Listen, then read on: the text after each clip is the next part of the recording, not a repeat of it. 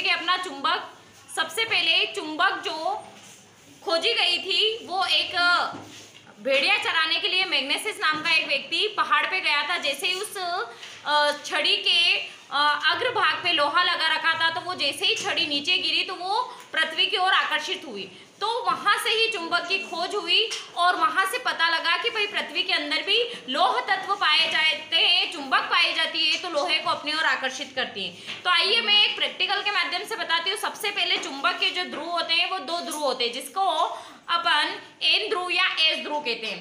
N या S ध्रुव कहते हैं। एन को उत्तरी ध्रुव कहते हैं, एस को दक्षिणी ध्रुव कहा जाता है।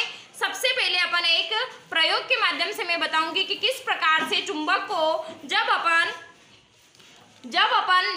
लोहे की वस्तु के पास लाया जाता है तो कैसे उसमें लोहे के गुण आ जाते हैं, यानी कि चुंबक के गुण आ जाते हैं लोहे के अंदर। मान लिया जाए ये कोई एक पृष्ठ है, यानी कि एक A4 साइज का कागज है, ठीक है ना।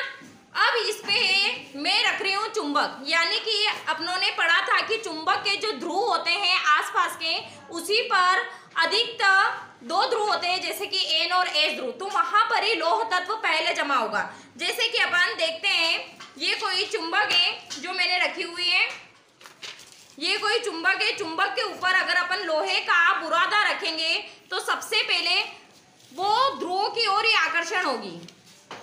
देखो ये मैं आपको पूरा ही डायग्राम, यानी कि पूरी ऊपर चुंबक ध्रुव बना के बताऊंगी मैं। जब भी अपन लोहे का बुरादा डालेंगे तो वो अधिकतर इसका जो आकर्षण होगा वो ध्रुवों की ओर ज्यादा होगा। आया समझ में? देखो पूरा का पूरा मैंने चुंबक बना के बताया है आपको। तो चुंबक का ध्रुवों की ओर ज्यादा आकर्षण होता है, किसका? लोहे का। सेकेंड, जब आप एक चुंबक को दूसरे चुंबक से आपस में मिलाते हो तो वह आपस में क्या हो जाती है? आकर्षण। तो चुंबक के दो ध्रुव होते हैं, अगर समान ध्रुव रहा है तो एक दूसरे को प्रतिकर्षण करेगी। अगर एन से एन को मिलाएंगे अपन तो प्रतिकर्षण होता है, लेकिन एन को एस से मिलाते हैं तो अपन आपस में क्या हो जाता है? वो आकर्षण हो जाता है। तो समान ध्रुवों में प्रतिकर्षण होता है, असमान ध्रुवों में आकर्षण होता है, यानी कि चुंबक जो होती है वो चुंबक की ओर आकर्षित हो जाती है। नेक्स्ट प्रैक्टिकल, आपने देखा होगा जैसे कोई धातु है, कॉपर है।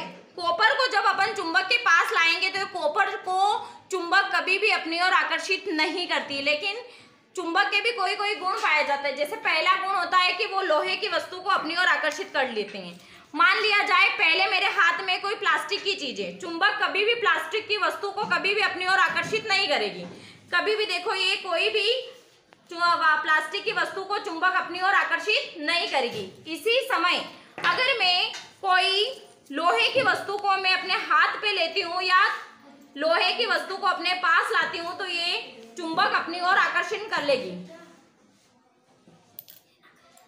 एक साथ ही इसका आकर्षण कर लिया, यानी कि पहला गुण क्या है? चुंबक का लोहे की वस्तु को अपनी ओर क्या कर लेती है?